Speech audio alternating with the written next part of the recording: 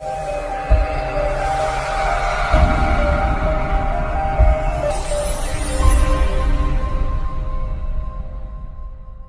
चलिए आज की वीडियो शुरू करते हैं।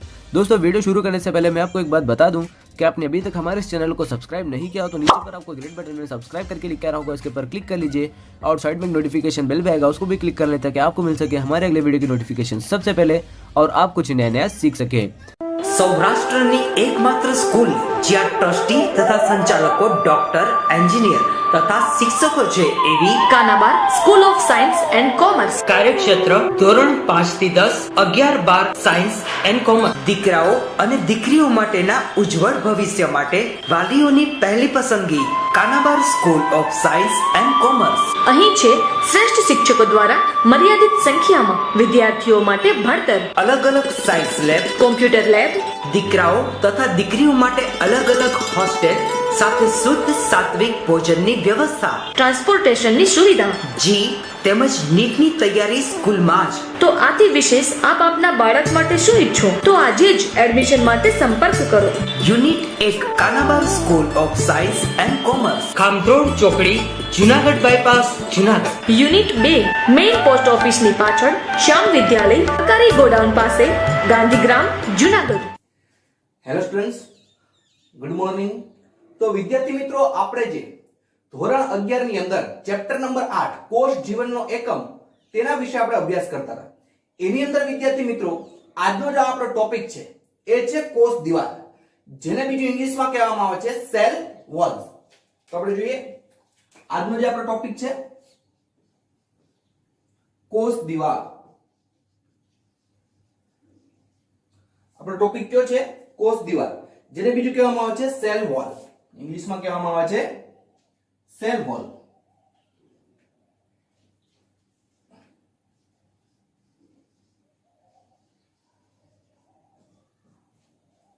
તો વિદ્યાર્થી મિત્રો આજે આપણે કોષ દિવાલ વિશે અભ્યાસ કરવાનો છે, જેને બીજું સેલ વોલ તરીકે પણ ઓળખવામાં આવે। તો સૌપ્રથમ તો જોઈએ વિદ્યાર્થી મિત્રો કે અત્યાર સુધી આપણે જેટલા કોષોનો અભ્યાસ કર્યો તેના વિશે જોઈએ। તો આપણે અત્યાર સુધી 3 પ્રકારના કોષનો અભ્યાસ કર્યો, વનસ્પતિ કોષ, પ્રાણી કોષ, જે બે કેવા હતા? સુકોષ કેન્દ્રીય કોષ હતા, અને એક બીજો હતો કયો કોષ હતો? તો કે આદિ કોષ કેન્દ્રીય કોષ, એટલે કે બેક્ટેરિયાનો કોષ। તો આ 3 કોષો વિશે આપણે અભ્યાસ કર્યો। ક્યાં ક્યાં કોષ? તો કે વનસ્પતિ કોષ, બીજું પ્રાણી કોષ, અને ત્રીજું આદિ કોષ કેન્દ્રીય કોષ।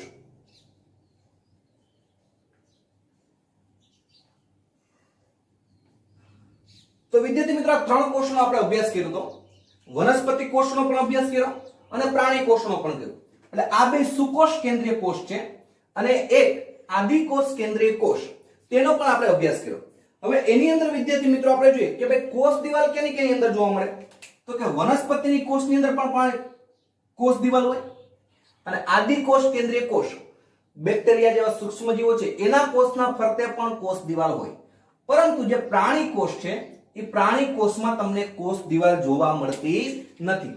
તો સૌપ્રથમ તો આપણે જોઈએ કે ભાઈ કોષ દિવાલ છે એ કયા સજીવના કોષના ફરતે હોય? તો કે આપણે 3 પ્રકારના કોષો જોયા, વનસ્પતિ કોષ, પ્રાણી કોષ અને બીજું આપણે જોયું આદિ કોષ કેન્દ્રીય કોષ। એમાંથી વનસ્પતિ કોષ અને આદિ કોષ કેન્દ્રીય કોષ એમાં કોષ દિવાલ જોવા મળે છે, જ્યારે પ્રાણી કોષના ફરતે કોષ દિવાલ જોવા મળતી નથી। તો આ કોષ દિવાલ છે એની શોધ કોણે કરી? તો કે રોબર્ટ હુકે આ કોષ દિવાલની શોધ કરી હતી। અને એ ઉપરાંત આપણે જોઈએ તો કે કોષ દિવાલ કોષને આકાર અને કોષને યાંત્રિક નુકસાન કે ચેપ સામે રક્ષણ આપે છે। આપણે જોઈએ કોષ દિવાલ શું કરે? તો કે કોષ દિવાલ કોષને આકાર, કોષ દિવાલ છે એનું કામ શું છે? કોષને આકાર આપે છે અને કોષને યાંત્રિક નુકસાન કે ચેપ સામે રક્ષણ આપે છે, અને કોષને યાંત્રિક નુકસાન કે ચેપ સામે રક્ષણ આપે છે।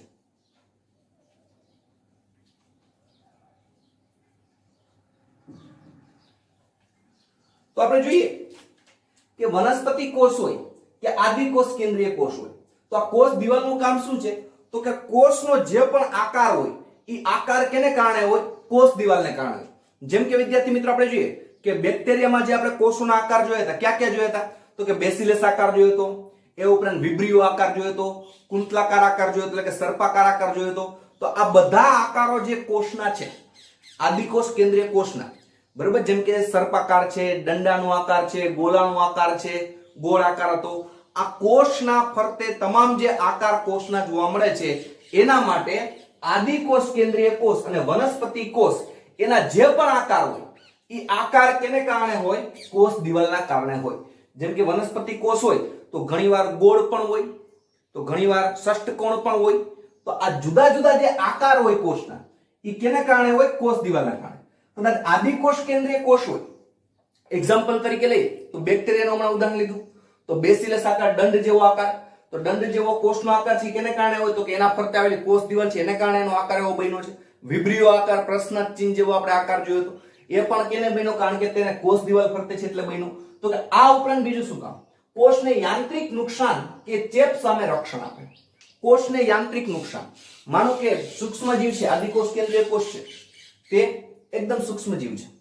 હવે એકદમ સૂક્ષ્મજીવ છે તો કોઈ જગ્યાએ હોય તો કોષ દિવાલ છે તેને શું કરે? રક્ષણ કરે. આ ઉપરાંત વનસ્પતિ કોષમાં આપણે જોતા હોય તો જો વિદ્યાર્થી મિત્રો, જેમ કે આપણા કોષોના ફરતે કોષ દિવાલ નથી, જ્યારે વનસ્પતિના કોષોના ફરતે કોષ દિવાલ હોય એટલે ઉપર આપણે કોષમાં આપણે જોઈએ કે લીમડાનું કે પીપળાનું કે તમે થડ જોશો તેમાં જાડી ઉપર પોપડા જેવી રચના હશે. હવે માનો કે કોઈ પથ્થર રહ્યો, એ પથ્થરને તમે આપણા હાથમાં ઘસશો તો શું થશે? આપણા હાથમાં રુધિર નીકળવા માંડશે, કારણ કે આપણે કોષ દિવાલ નથી. જ્યારે એ જ પથ્થરને તમે શું કરશો કે કોઈ પણ લીમડાનો થડ હોય ત્યાં તમે જઈને આમ એને ઘસશો તો શું થશે? એને કઈ નુકસાન થશે નહીં. તો આ યાંત્રિક રક્ષણ આપ્યું કહેવાય. શું કહેવાય? યાંત્રિક નુકસાન સામે બચાવ. બીજું, ચેપ સામે પણ રક્ષણ આપે છે. કોષ દિવાલ શું કરે કે કોઈ પણ સજીવ કે બેક્ટેરિયાનો ચેપ આવતો હોય તો ચેપ આપવા સામે પણ શું કરે છે? રક્ષણ આપે છે. ત્યારબાદ વિદ્યાર્થી મિત્રો બીજું શું કામ કરે કે કોષો વચ્ચે સંપર્ક બનાવી રાખે. કોષ દિવાલનું બીજું કામ શું છે? કોષો વચ્ચે સંપર્ક બનાવી રાખે. બીજું શું કરે છે વિદ્યાર્થી મિત્રો? તો કે જે કોષો છે કોષો વચ્ચે શું કરે છે? સંપર્ક બનાવી રાખવાનું કામ પણ કોણ કરે છે? કોષ દિવાલ કરે છે. ત્યારબાદ વિદ્યાર્થી મિત્રો આપણે જોઈએ કે આ ઉપરાંત કોષો વચ્ચે સંપર્ક તો બનાવી રાખે, એ ઉપરાંત બીજા કયા કાર્ય સાથે સંકળાયેલું છે? તો કે અનિચ્છનીય મહાઅણુને કોષોને અવરોધ પ્રદાન કરે છે. અનિચ્છનીય મહાઅણુ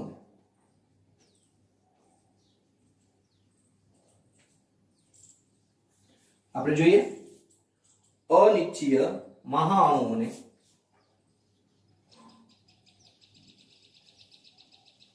તો આ અનિચ્છનીય મહાઅણુઓ છે એટલે કે એવા મહાઅણુઓ કે જે કોષો ઈચ્છતા નથી એવા મહાઅણુઓથી કોષોને અવરોધ પ્રદાન કરે છે.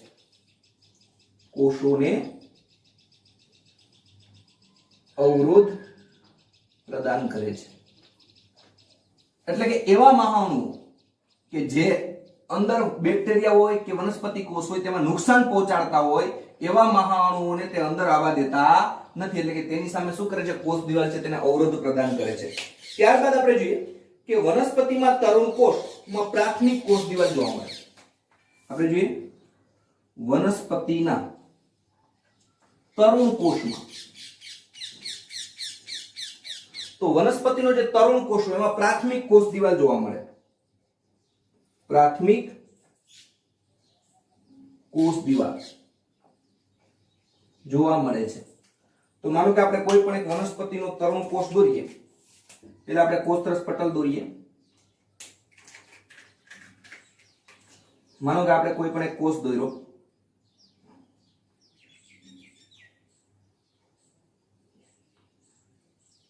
માનો કે આ કોષ દોર્યો, આ કોષના ફરતે આપણે આ કોષ દિવાલ દોરી. હવે માનો કે આ કોષ છે તરુણ છે, તરુણ છે એટલે કે જે વિકાસશીલ છે, તો આ દિવાલ છે ને કેવી કહેવાય? પ્રાથમિક કોષ દિવાલ. કે જ્યારે વનસ્પતિ કોષ તરુણ હોય ત્યારે તેમાં શું વિકાસ પામે? તો કે પ્રાથમિક કોષ દિવાલ છે તે નિર્માણ પામતી હોય છે. જેમ જેમ વૃદ્ધિની ક્ષમતા હોય છે તેમાં શું હોય? વૃદ્ધિની ક્ષમતા હોય અને પરિપક્વતા એક ક્ષય પામતી જાય. આ જે કોષ દિવાલ છે તેમાં કઈ ક્ષમતા હોય? વૃદ્ધિની ક્ષમતા હોય. એ લખી વૃદ્ધિની ક્ષમતા હોય અને પરિપક્વતા થાય જેમ જેમ કોષ છે પરિપક્વ થતો જશે તેમાં પ્રાથમિક કોષ દિવાલ છે તે નાશ પામતી જાય. એટલે પરિપક્વતા એ ક્ષય પામે છે. ક્ષય પામવો મતલબ કે જેમ જેમ આ કોષ છે પરિપક્વ થતો જશે, તરુણ હોય ત્યારે શું હોય? જો સમજો, મારો કે વનસ્પતિ કોષ હોય, એ તરુણ કોષ હોય ત્યારે એમાં પ્રાથમિક કોષ દિવાલ વિકસે, એટલે કે શરૂઆતમાં કોષ દિવાલ વિકસી અને પ્રાથમિક કોષ દિવાલ કહેવાય. હવે પ્રાથમિક કોષ દિવાલ છે એમાં વૃદ્ધિની ક્ષમતા એટલે વૃદ્ધિ કરે. વૃદ્ધિ એટલે કે જથ્થામાં કે કદમાં વધારો થવો એને વૃદ્ધિ કહેવાય. હવે જેમ જેમ આ કોષ પરિપક્વ થતો જાય તેમ પ્રાથમિક કોષ દિવાલ નાશ પામતી જાય, એટલે કે ક્ષય પામતી જાય. અને શું થાય તો કે અંદર રસ સ્તર તરફ દ્વિતીય કોષ દિવાલનું નિર્માણ થાય. આપણે જોઈએ ને અંદર રસ સ્તર તરફ દ્વિતીય કોષ દિવાલનું નિર્માણ થાય. દ્વિતીય કોષ દિવાલનું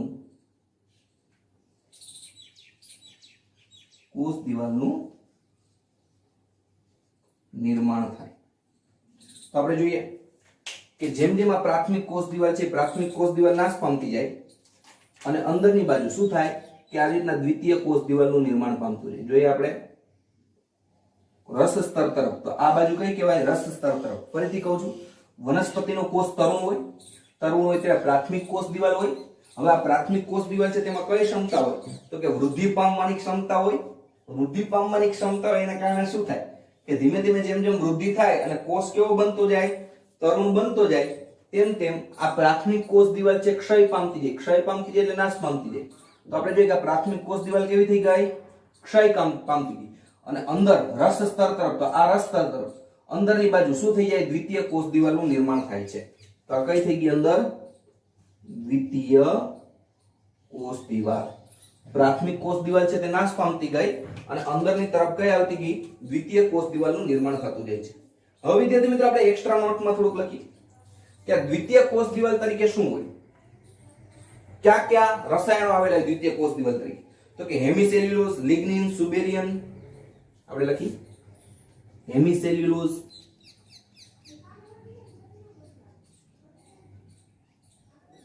લિગ્નિન, હેમિસેલ્યુલોઝ,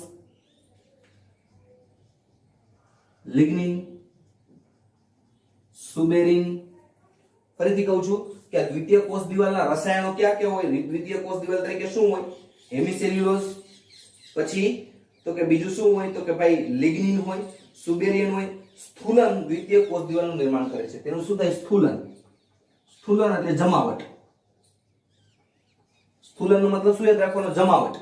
કે અહીંયા જ્યારે પ્રાથમિક કોષ દિવાલ હોય, આપણે જોઈએ કે આ પ્રાથમિક કોષ દિવાલ હતી, બરાબર છે. આ પ્રાથમિક કોષ દિવાલ શું થાય કે તરુણ કોષ હોય ત્યારે હોય, ધીમે ધીમે ક્ષય પામતી જાય, એટલે ક્ષય પામે એટલે કે નાશ પામી જાય. ત્યારે અંદર કયા કયા દ્રવ્યો જમા થતા જાય? જમા થવું એટલે સ્થૂલન થવું. તો કે હેમિસેલ્યુલોઝ જમા થતું જાય, કા લિગ્નિન હોય, કા સુબેરિયન હોય. આવા દ્રવ્યો છે જમા થતા જાય એટલે પરિણામે શું બની જાય? દ્વિતીય કોષ દિવાલ બની જાય.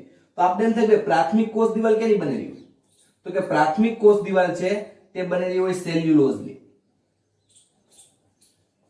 પ્રાથમિક કોષ દિવાલ છે કયા રસાયણની બનેલી હોય છે? કયા દ્રવ્યની બનેલી હોય છે? સેલ્યુલોઝની. બરોબર છે. અને એ ઉપરાંત તે શું હોય? પોલિસેકેરાઇડ્સ હોય. પોલિસેકેરાઇડ શું છે તમારે 9મા ચેપ્ટરમાં આવશે. અત્યારે આપણે લખી નાખી પોલિસેકેરાઇડ્સ. તો શરૂઆતમાં કેનું નિર્માણ થાય? તો કે ભાઈ પ્રાથમિક કોષ દિવાલ. પ્રાથમિક કોષ દિવાલ કેની બનેલી હોય? સેલ્યુલોઝની હોય. એક પ્રકારનો પોલિસેકેરાઇડ હોય. હવે પ્રાથમિક કોષ દિવાલ છે નાશ પામતી જાય જેમ જેમ પરિપક્વ કોષ થશે અને દ્વિતીય કોષ દિવાલ બનતી જાય. તો દ્વિતીય કોષ દિવાલ કઈ રીતે બનતી જાય? તો કે અહીંયા છે ને અમુક દ્રવ્યો જામતા જાય. ક્યાં ક્યાં? હેમિસેલ્યુલોઝ, લિગ્નિન, સુબેરિયન વગેરેનું સ્થૂલન થાય. સ્થૂલન થઈને જમાવટ થાય. પરિણામે દ્વિતીય કોષ દિવાલ થઈ જાય. પ્રાથમિક કોષ દિવાલ કેવી થઈ જશે? અહીંયા નાશ થઈ જશે. તો વિદ્યાર્થી મિત્રો આપણે જોઈએ કે આ સુબેરિયન છે તે મીણનું આવરણ છે જે અપ્રવેશશીલ પટેલ હોય. આ સુબેરિયન છે કેવું આવરણ છે?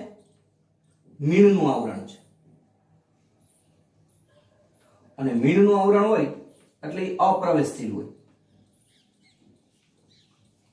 હવે આપણે એમ થાય કે આ મીણનું આવરણ કઈ રીતે? અપ્રવેશશીલ હોય એટલે.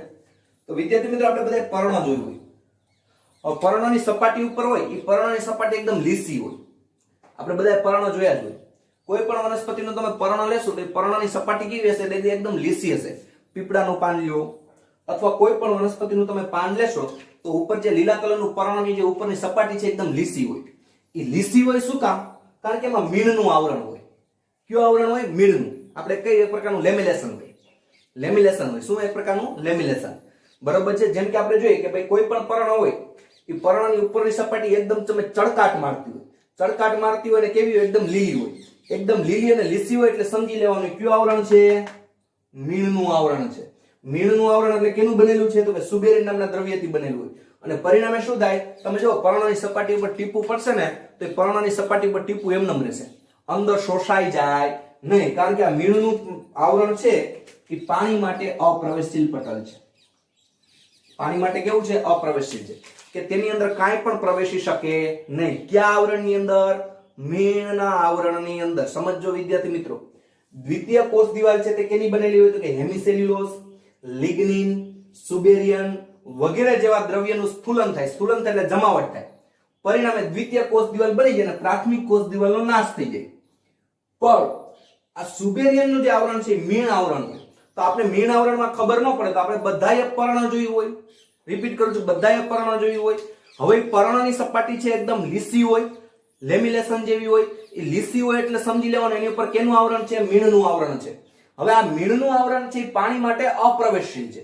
એટલે તમે જો કદાચ પર્ણ ઉપર પાણીનું ટીપું પડશે તો પણ એ પાણીનું ટીપું પડશે તોય પણ એ પાણી છે પર્ણની અંદર શોષાઈ જતું નથી. કારણ કે તે કેવું છે? અપ્રવેશશીલ પટલ હોય છે. ત્યારબાદ વિદ્યાર્થી મિત્રો આપણે વાત કરી જેમ કે બે વનસ્પતિ કોષ હોય તો તેની કોષ દિવાલ પરસ્પર જોડાય અને વચ્ચે મધ્ય પટલની રચના કરે. બે વનસ્પતિ કોષ હોય તો આપણે જોઈએ બે વનસ્પતિ કોષ. આપણે બે વનસ્પતિ કોષ જોઈએ. પેલું આપણે કોષરસ પટલ દોરીએ.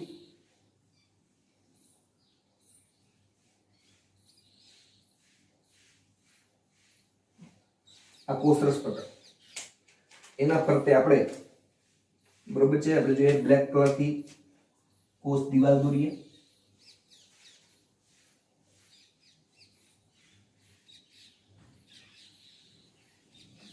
આ કોષ દિવાલ બાજુમાં આપણે બીજો વનસ્પતિ કોષ દોરીએ. તો પહેલા આપણે કોષ દિવાલ દોરી નાખી.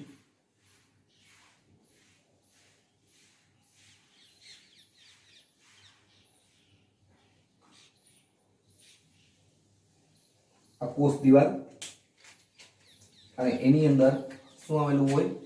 કોષરસ પટલ.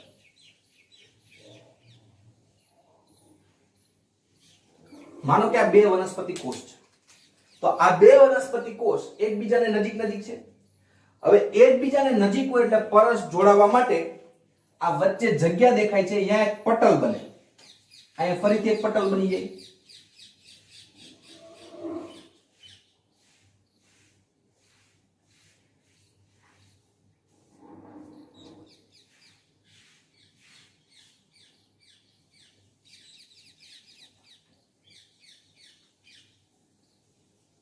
તો જોઈ શકો વિદ્યાર્થી મિત્રો અહીંયા કે બે વનસ્પતિ કોષ જ્યારે નજીક નજીક હોય તો આપણે જોઈએ બે વનસ્પતિ કોષ છે, કોષરસ પટલ, કોષ દિવાલ, કોષરસ પટલ, કોષ દિવાલ. આ બે વનસ્પતિ કોષ છે. હવે આ બે વનસ્પતિ કોષ નજીક હતા કે નહીં? તો કે હા, બે વનસ્પતિ કોષ કેવા હતા? નજીક હતા. તો જ્યારે બે વનસ્પતિ કોષ એકબીજાની નજીક હોય ત્યારે એકબીજા સાથે જોડાવા માટે, જ્યારે બે વનસ્પતિ કોષ એકબીજાની કેવી હોય? નજીક હોય, ત્યારે એકબીજા સાથે જોડાવા માટે વચ્ચે એક વધુ પટલ બની જાય. આ પટલને કેવું કહેવાય? તો કે મધ્ય પટલ કહેવાય. તમે જોઈ શકો છો વચ્ચે રેડ કલર થી એક પટલ બની ગયું. આ પટલને કેવું કહેવાય? તો કે મધ્ય પટલ તરીકે ઓળખવામાં આવે છે. અને મધ્ય પટલમાં શું હોય? તો કે કેલ્શિયમ અને પેક્ટેટ હોય. શું હોય? કયા કયા રસાયણો હોય? કયા કયા દ્રવ્યો હોય? તો કે મધ્ય પટલમાં કેલ્શિયમ અને પેક્ટેટ હોય. એટલે પરિણામે ફરીથી કહું છું કે જ્યારે બે વનસ્પતિ કોષ એકબીજાની નજીક હોય તો આ બે વનસ્પતિ કોષ એકબીજાની નજીક છે. જ્યારે એકબીજાની નજીક હોય ત્યારે એકબીજા સાથે જોડાવા માટે એક વધારાનું પટલ બનાવે અને એ પટલને કહેવાય મધ્ય પટલ. તો આપણે એમ થાય કે આ મધ્ય પટલ કેનું બનેલું હોય? જેમ આપણે જોયું પ્રાથમિક કોષ દિવાલ સેલ્યુલોઝની બનેલી હોય. જેને પોલિસેકેરાઇડ કહેવાય. પછી દ્વિતીય કોષ દિવાલ તો કે હેમિસેલ્યુલોઝ, લિગ્નિન્સ, આ રીતના મધ્ય પટલ બની કેનું બને તો કે કેલ્શિયમ અને પેક્ટેટ હોય. અને આ બે ભેગા થાય એટલે સંયુક્ત રીતે તેને કહેવાય કેલ્શિયમ પેક્ટેટ.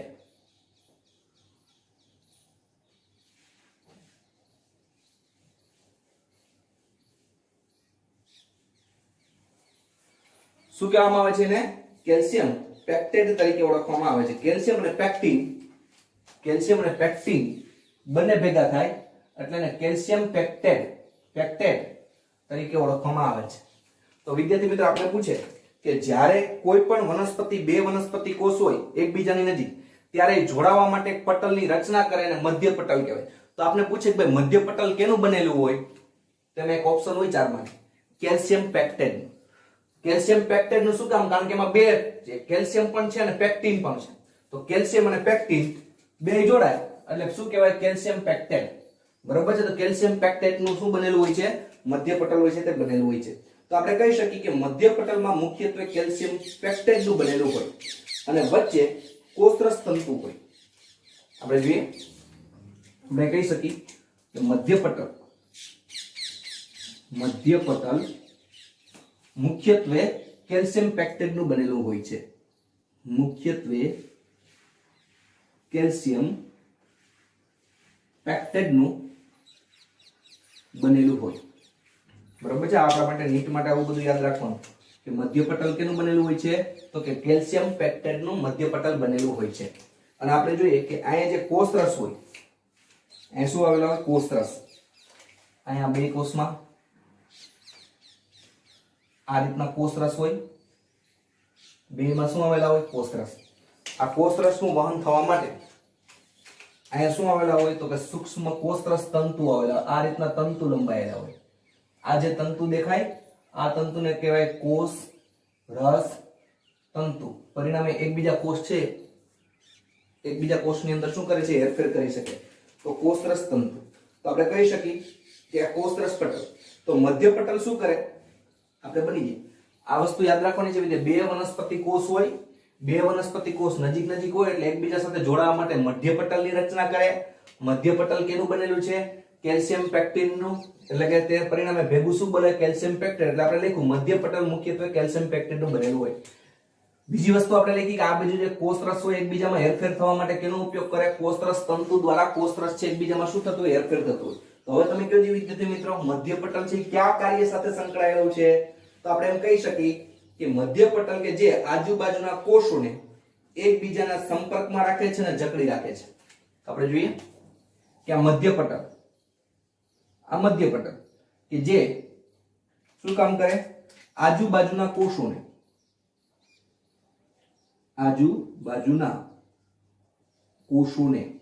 તો આપણે જોયું આ મધ્ય પટલ જોયું અહીંયા. તો મધ્ય પટલ શું કામ કરે? જો ફરીથી રિપીટ કરું છું, છે મધ્ય પટલ. તો મધ્ય પટલ શું કામ કરે તો કે આજુબાજુના કોષોને એકબીજા સાથે સંપર્કમાં રાખે અને જકડી રાખે. આજુબાજુ કોષોને એકબીજાના સંપર્કમાં રાખે અને જકડી રાખે. તો આપણે જોઈએ કે આ મધ્ય પટલ છે શું કામ કરે તો કે આજુબાજુના જે કોષો હોય એને એકબીજાને સંપર્કમાં રાખે મધ્ય પટલ દ્વારા અને એકબીજાને જકડી રાખે એટલે એકબીજાથી દૂર જવા દેતા નથી. ઈ ક્યાંનું કામ છે તો કે મધ્ય પટલનું કામ છે. હવે ત્યારબાદ આપણે જોઈએ વિદ્યાર્થી મિત્રો કે કોષ દિવાલ અને મધ્ય પટલની આરપાર રહેલા કોષરસ તંતુ. કોષ દિવાલ અને મધ્ય પટલની આરપાર રહેલા કોષ દિવાલ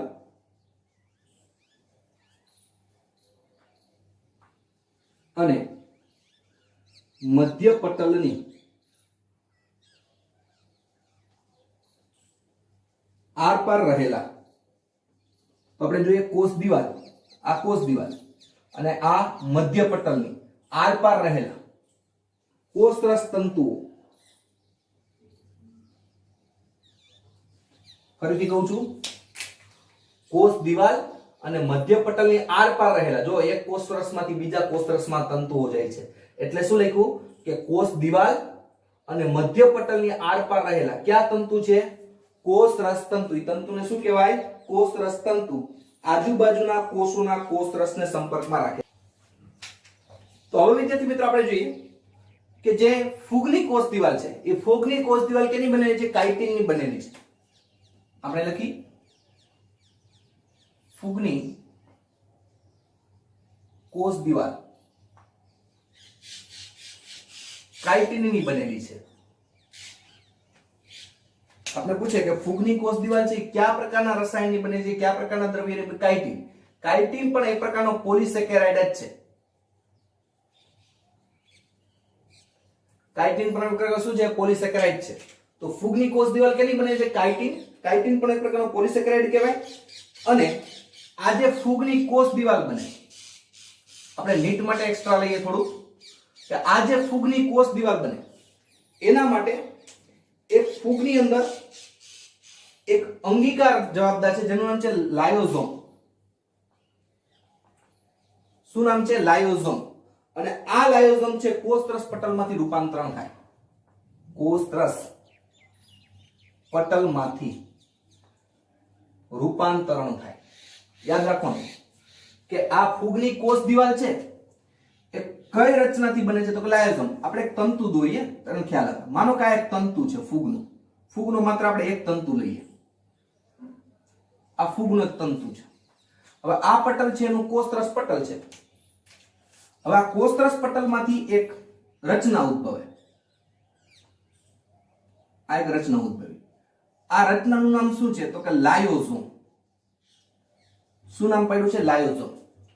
હવે આ રચના શું કરે? તો કે આ રચના છે અહીં ફરતે શું નિર્માણ કરી રાખશે? ફૂગના ફરતે શેનું નિર્માણ કરે છે? કોષ દિવાલનું નિર્માણ કરે છે. બરાબર. તો આપણે પૂછવું કે ફૂગની કોષ દિવાલ છે કઈ અંગિકાના કારણે બને? તો કે ફૂગની અંદર આવેલી કઈ છે? લાયોઝોમ છે, જે કોષરસ પટલમાંથી જ ઉદ્ભવ. તમે જો અહીં વચ્ચેથી જગ્યા છે ને, આમાં કોષરસ પટલમાંથી ઉદ્ભવી. એટલે આ લાયોઝોમ છે શું બનાવે? તો કે કોષ દિવાલનું નિર્માણ કરે છે. ત્યારબાદ વિદ્યાર્થી મિત્રો આપણે જોઈએ કે આદિકોષ કેન્દ્રીય કોષ એટલે કે પ્રોકેરિયોટિક કોષની કોષ દિવાલ પેપ્ટિડોગ્લાયકેનની બનેલી હોય. આપણે લખી આદિકોષ કેન્દ્રીય કોષ. આદિકોષ કેન્દ્રીય કોષ એટલે જેને આપણે શું કહીએ? પ્રોકેરિયોટિક કોષ. પ્રોકેરિયોટિક કોષ. આ જે પ્રોકેરિયોટિક કોષ છે તેની કોષ દિવાલ, તેની કોષ દિવાલ પેપ્ટિડોગ્લાયકેનની બનેલી છે. પેપ્ટિડો આપણે જોઈએ કે આ જે આદિકોષ કેન્દ્રીય કોષ છે એટલે કે જેને બીજું શું કહેવામાં આવે? તો કે પ્રોકેરિયોટિક કોષ તરીકે ઓળખવામાં આવે છે. એની જે કોષ દિવાલ છે, કોષ દિવાલ કેની બનેલી છે? પેપ્ટાઇડ. આપણે જોઈએ કે પેપ્ટાઇડોગ્લાયકેનની બનેલી છે.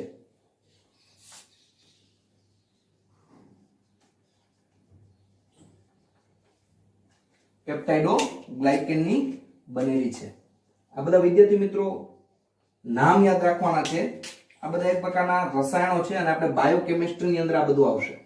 પણ અત્યારે નામ યાદ રાખવાના કે ભાઈ આદિકોષ કેન્દ્રીય કોષ હોય જેને પ્રોકેરિયોટિક કોષ કહેવાય, એનો કોષ દિવાલ છે કયા દ્રવ્યની બનેલી હોય? પેપ્ટિડોગ્લાયકેનની બનેલી હોય. એટલે કે એમાં બે વસ્તુ હોય, પોલિસેકેરાઇડ પ્લસ એમિનો એસિડ, એટલે પેપ્ટિડોગ્લાયકોન કહેવાય. Polysaccharide plus amino acid. આ બે વસ્તુ ભેગી થાય એટલે શું બને? પેપ્ટાઇડોગ્લાયકોન બને છે.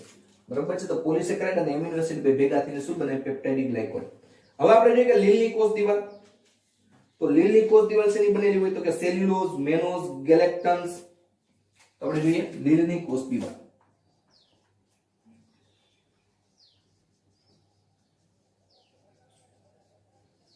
તો વિદ્યાર્થી મિત્રો લીલની કોષ દિવાલ છે કયા કયા દ્રવ્યની બનેલી હોય?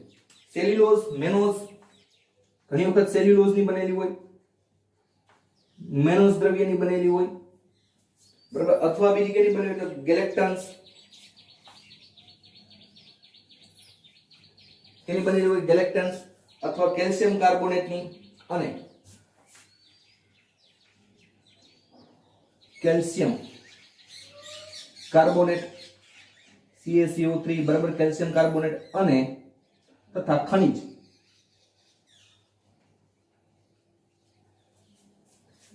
તથા બીજા શું આવેલા હોય છે? ખનિજની બનેલી હોય છે.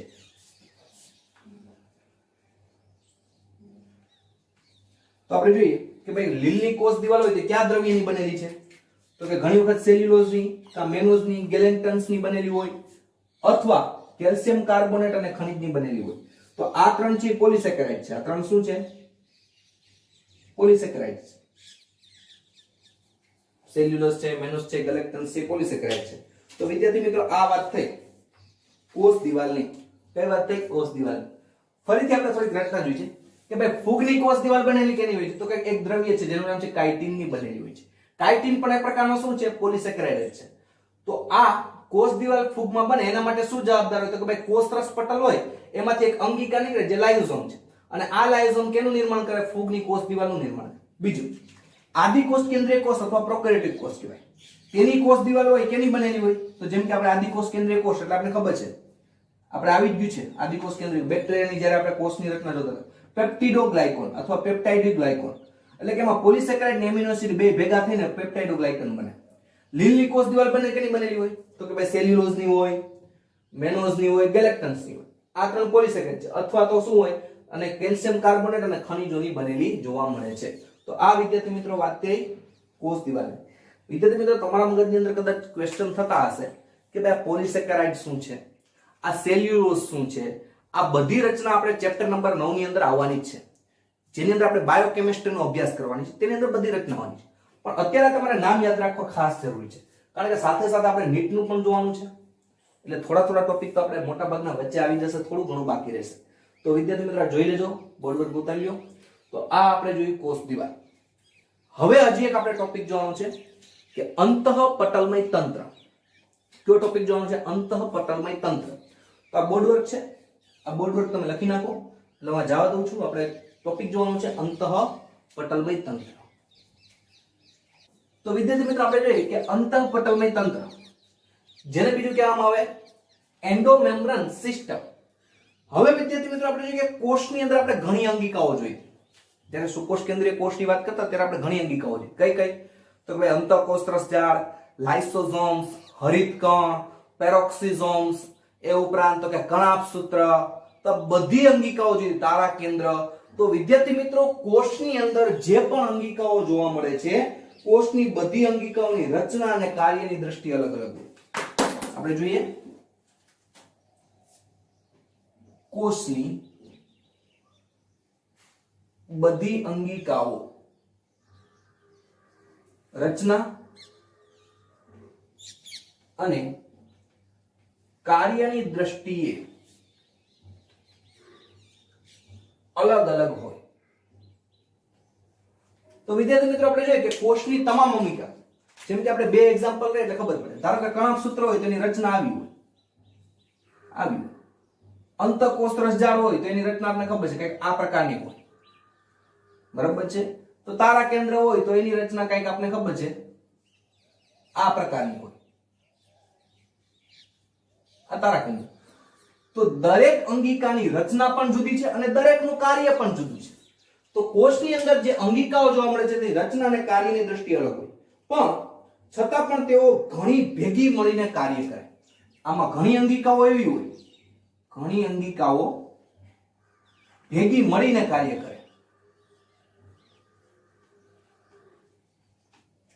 સમજો કે કોષની અંગિકા છે એની રચના પણ જુદી જુદી અને કાર્ય પણ જુદા જુદા, પણ અમુક અંગિકા એવી છે કે જે ભેગી મળીને કાર્ય કરે. હવે જે અંગિકા ભેગી મળીને કાર્ય કરે તે અંતઃપટલમયની રચના કરે છે, તે અંતઃપટલમય તંત્રની રચના કરે. એટલે આપણે પૂછે કે નીચેનામાંથી કઈ એવી અંગિકા છે કે જે અંતઃપટલ તંત્ર સાથે જોડાયેલી છે, બરોબર છે? તો આપણે કહી શકીએ કે રચના અલગ હોય પણ કાર્યની દ્રષ્ટિએ એકબીજા સાથે સંકલિત હોય. આપણે એવું લખી શકીએ સરળ ભાષામાં, રચના અલગ હોય પરંતુ કાર્યની દ્રષ્ટિએ એકબીજા સાથે સંકલિત હોય.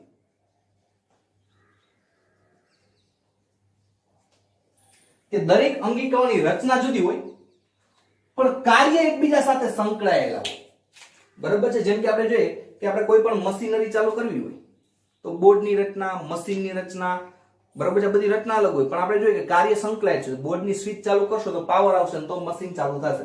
એમ રચના, કોષોની અંદર જે અંગિકાઓ છે એની રચના અલગ હોય પણ કાર્યની દ્રષ્ટિએ કેવા હશે? એકબીજાથી જુદા હોય, કાર્યની દ્રષ્ટિએ એકબીજાથી સંકલિત હોય તો એને શું કહેવામાં આવે? અંતઃપટલ તંત્રનો ભાગ કહે છે. તેને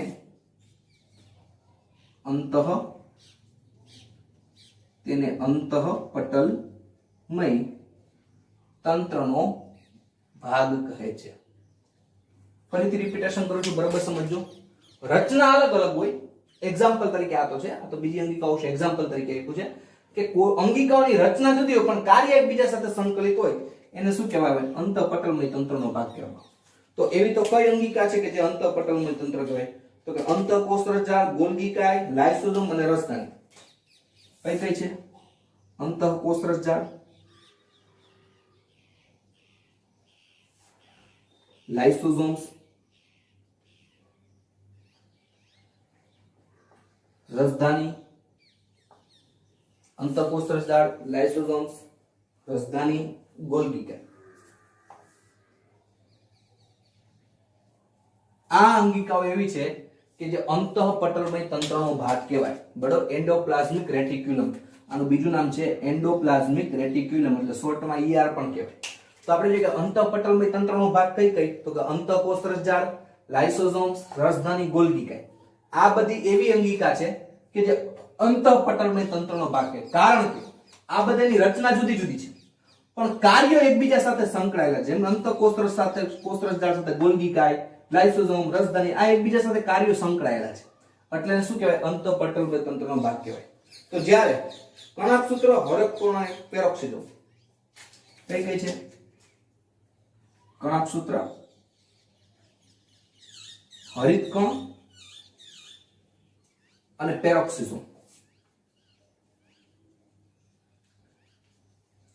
આ જે અંગિકાઓ છે કણાભસૂત્ર, હરિતકણ, પેરોક્સિસોમ્સ, એનું સંકલન ઉપરના પટલમય તંત્ર સાથે નથી. એનું સંકલન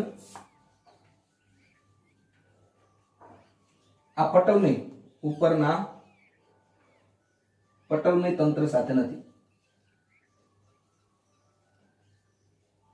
કારણ કે તે પોતાની રીતે સ્વતંત્ર રીતે કામ કરે છે. એટલે આને અંતઃપટલમય તંત્રનો ભાગ ગણવામાં આવતો નથી. યાદ રાખજો, અંતઃપટલમય તંત્રનો ભાગ ગણવામાં આવતો નથી. આ વસ્તુ યાદ રાખવાની. બરોબર છે? કે ધારો કે અંતઃપટલમય તંત્ર હોય જેને શું કહેવાય? એન્ડોમેમ્બ્રેન સિસ્ટમ. તો આપણે જોઈએ કે કોષની ઘણી અંગિકાઓ, તેની રચના પણ જુદી હોય અને કાર્ય પણ જુદા જુદા. ઘણી અંગિકાઓ ભેગી મળીને કામ કરે ને અંતઃપટલમય તંત્ર કહેવાય. તો રચના અલગ હોય પણ કાર્યની દ્રષ્ટિએ એકબીજા સાથે જોડાયેલા હોય એને અંતઃપટલમય તંત્રની અંગિકાઓ કહેવાય. તો એવી કઈ કઈ? તો કે અંતઃકોષરસજાળ, લાઇસોસોમ, રસધાની, ગોલ્ગીકાય. આની રચના કેવી આપણે ઓલરેડી જોઈ ચૂક્યા છે.